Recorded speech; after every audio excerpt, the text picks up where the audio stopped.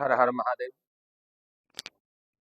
आने वाला पर्व है चैत्र शुक्ल पक्ष नवमी, दुर्गा नवमी, राम नवमी।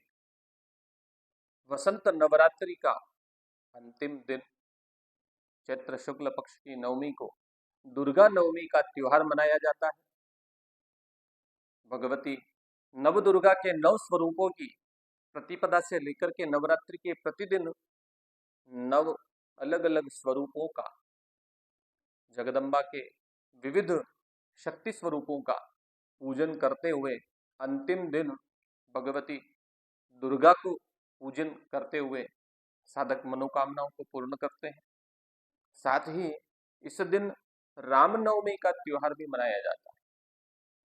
रामनवमी जिस प्रकार से जन्माष्टमी को भगवान श्री कृष्ण नारायण श्रीहरि के अवतार रूप में धरा पर अवतरित हुए, उसी प्रकार से रामनवमी जो चैत्र शुक्ल पक्ष की नवमी कही जाती है, इस दिन भगवती कौशल्या माता और राजा दशरथ के पुत्र रूप में मर्यादा पुरुषोत्तम भगवान श्री राम का जन्म इस भूमंडल पर अयोध्या धाम में हुआ था। इसीलिए जो भी सनातन धर्मावलंबी हैं, श्रद्धालु हैं, भक्त हैं, भारत भूमि पर निवास करने वाले समस्त विश्व के जितने भी सनातन धर्म को मानने वाले हैं, अपने आराध्य प्रभु श्री राम का जन्म दिवस इस दिन मनाते हैं। यह जो रामनवमी है इस बार 17 अप्रैल 2024 बुधवार को प्राप्त हो रही है।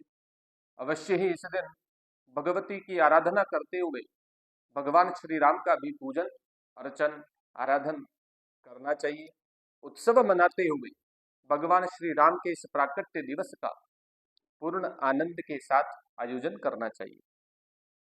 भगवती की आराधना सामान्यतः सभी करते हैं, किंतु इस दिन विशेष रूप से श्री राम की आराधना जप करने का महत्व शास्त्रों में बतलाया गया। भगवान श्री कृष्ण का जन्म तो मध्य रात्रि को मनाया जाता है और भगवान श्री राम का जन्म मध्याह्न काल अर्थात दोपहर के समय श्री राम का जन्म हुआ। इसीलिए दोपहर के समय ही अभिजित वेला में भगवान श्री राम का यथाशक्ति पूजन अर्चन करना चाहिए। इसी संदर्भ में पूजन किस प्रकार करना चाहिए, क्या विधि होनी चाहिए, कैसे करना चाहिए, उन विषय के संदर्भ में चर्चा करेंगे। सबसे पहले शुद्ध होकर के स्नान इत्यादि से निवृत्त हों, स्वच्छ वस्त्र धारण करें, शुद्ध स्थान पर, पवित्र स्थान पर ठाकुर जी के सन्मुख अपना आसन लगा करके विराजमान हो, शरीर को शुद्ध करें, जल से पवित्रीकरण करके आचमन करें। अपने सामने किसी चौकी पर, किसी वस्त्र पर भगवान श्री राम की मूर्ति हो, तस्वीर हो, चित्र हो, ठाकुर जी का विग्रह हो, स्थापित करें। घी का दीपक जलाएं। उसके बाद संकल्प लें कि भगवान मर्यादा पुरुषोत्तम श्री राम की कृपा प्राप्त करने के लिए जीवन में लोक नीति, आचार विचार, संयम, मर्यादा का निर्वाह करने के लिए, जीवन को कल्याणमय मार्ग की ओर अग्रसर करने के लिए भगवान श्री राम का मैं पूजन करता हूँ अथवा करती हूँ। इस प्रकार से मन में संकल्प करें, हाथ में जल लेकर के संकल्प करें। तत्पश्चात सबसे पहले तीर्थ देवता को प्रणाम करें, वरुण भगवान को प्रणाम करें। उसके बाद दीपक को प्रणाम करें, भगवान सूर्य नारायण को प्रणाम करें। भगवान श्री राम मध्याह्न काल में जन्म लिए, उस समय सूर्य सिर के ऊपर पूर्ण ताप सहित विराजमान थे, इसलिए भगवान सूर्य का भी पूजन इस दिन अवश्य करना चाहिए, सूर्य को अर्घ्य प्रदान करना चाहिए। तत्पश्चात ओम गंग गणपतये नमः इस प्रकार मंत्र का जाप करते हुए भगवान गणपति की समस्त पूजन आराधन की विधि में निर्विघ्नता की प्राप्ति के लिए, संपूर्णता की प्राप्ति के लिए पूजन करना चाहिए। उसके बाद भगवती कुलदेवी का पूजन करना चाहिए, क्योंकि नवरात्रि का अंतिम दिवस है, दुर्गा नवमी है, इसलिए भगवती दुर्गा को, नव दुर्गा को पूजन करें। अपनी अपनी कुल देवी का पूजन, ओम कुलदेव्यै नमः, ओम नव दुर्गायै नमः, ओम चंडिकायै नमः, ओम दुर्गा देव्यै नमः, इन मंत्रों को बोलते हुए भगवती का पूजन करें।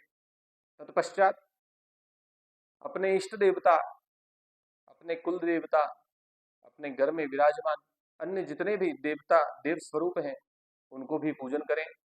अपने गुरु को प्रणाम करें, गुरु का पूजन करें। तत्पश्चात भगवान श्री हनुमान जी का पूजन पहले करना चाहिए। ओम राम दूताज नमः, ओम वायुपुत्राज नमः, ओम आंजनेयाज नमः इत्यादि नाम मंत्र से भगवान श्री हनुमान जी का पूजन करें। हनुमान जी को सिंदूर अर्पित करें, भोग लगाएं, फल भोग लगाएं, प्रसाद चढ़ाएं और प्रणाम करें। तत्पश्चात भगवान श्री राम का पूजन प्रारंभ करना चाहिए। पूजन का क्रम इस प्रकार है। सबसे पहले भगवान श्री राम के आसन के निमित्त पुष्प अर्पण करें चरणों में। तत्पश्चात 4 बार जल से स्नान कराएं। यदि मूर्ति है तो उसे अवश्य ही जल से पूर्ण सांगोपांग स्नान करवाना चाहिए। तस्वीर है, चित्र है, तो उस पर केवल जल का प्रोक्षण करने मात्र से संपूर्ण पूजन हो जाती है। 4 बार जल चरणों को धुलवाएं, हाथों पर जल चढ़ाएं, भगवान के आचमन के निमित्त जल चढ़ाएं और पूरे शरीर पर जल स्नान के निमित्त चढ़ाएं। उसके बाद पंचामृत से भगवान के विग्रह को स्नान कराएं। पुनः शुद्ध जल से, गंगा जल से, तीर्थ जल से भगवान को स्नान कराएं। वस्त्र से पोंछ करके भगवान का अच्छी तरह से श्रृंगार करें, वस्त्र चढ़ाएं, तिलक करें, अक्षत लगाएं, पुष्प, हार, तुलसी दल, गुलाल, इत्र इत्यादि अर्पित करते हुए भगवान श्री राम का पूजन करें। इसके बाद भगवान के अंग पूजन करना चाहिए।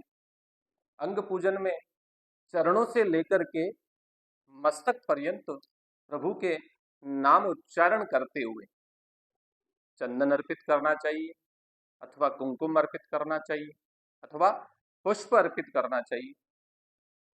और इसके अलावा विशेष रूप से तुलसी दल भी अर्पित किया जा सकता है। श्री रामचंद्राज नमः पादौ पूजयामि, इस प्रकार से मंत्र आपको डिस्क्रिप्शन में बतलाए जाएंगे। उन नाम मंत्रों को बोलते हुए क्रमशः चरणों में, घुटनों में, नाभि में, हृदय में, मुखमंडल पर, कंठ में, नेत्रों में और ललाट पर भगवान का पूजन अंग रूप में करना चाहिए। तत्पश्चात धूप लगाएं, दीपक दिखाएं, दीपक ज्योति लगाएं। उसके पश्चात कुछ भी मिष्ठान्न का भगवान को भोग अवश्य अर्पित करना चाहिए। भोग में तुलसी दल अर्पित करना चाहिए। भोग लगाने के बाद तांबूल, पान, बीड़ा चढ़ाना चाहिए, ऋतुफल अर्पित करने चाहिए और साथ ही श्रीफल, नारियल लेकर के साथ में कुछ दक्षिणा भी भगवान को भेंट करें। और अंत में भगवान श्री राम को परिवार के सहित प्रणाम करें, स्तुति करें।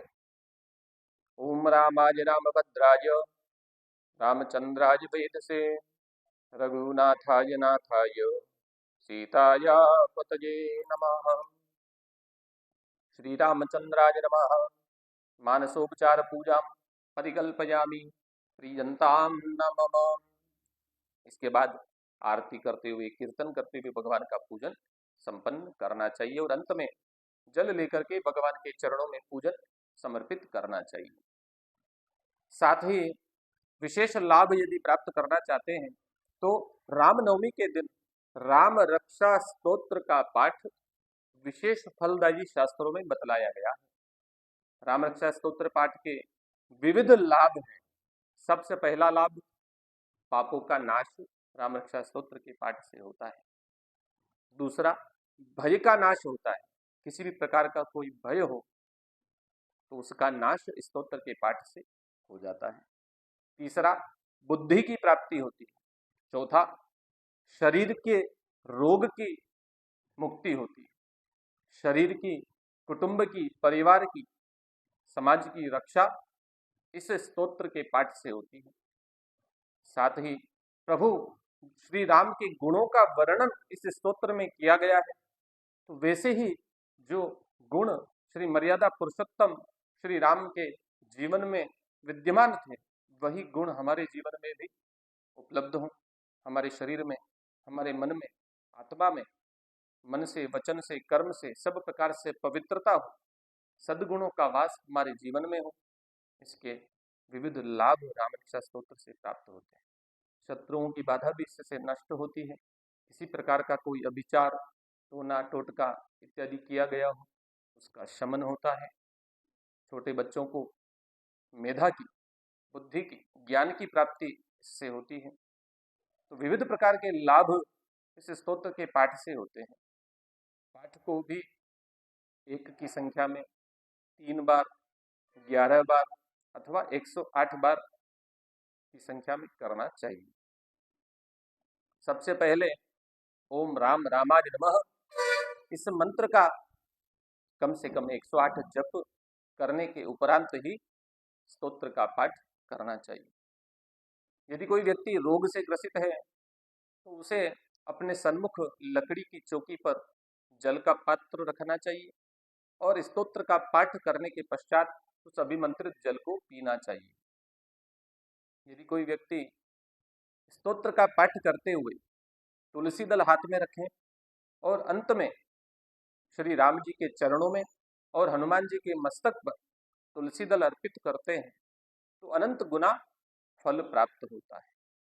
अवश्य ही रामनवमी के दिन सभी साधक भक्तगण सनातन धर्मावलंबी अपने घर पर, अपने आसपास किसी मंदिर पर यथास्थान श्री राम भगवान का पूजन अवश्य करें कि हमारे जीवन में, हमारे कुटुंब में, हमारे समाज में, हमारे राष्ट्र में और पूरे विश्व में मर्यादा और सब प्रकार से लोक रीति, लोक व्यवहार, सद्गुणों का वास सबके जीवन में भगवान श्री राम की कृपा से प्राप्त हो, ऐसा श्री राम प्रभु हमें आशीर्वाद प्रदान करें।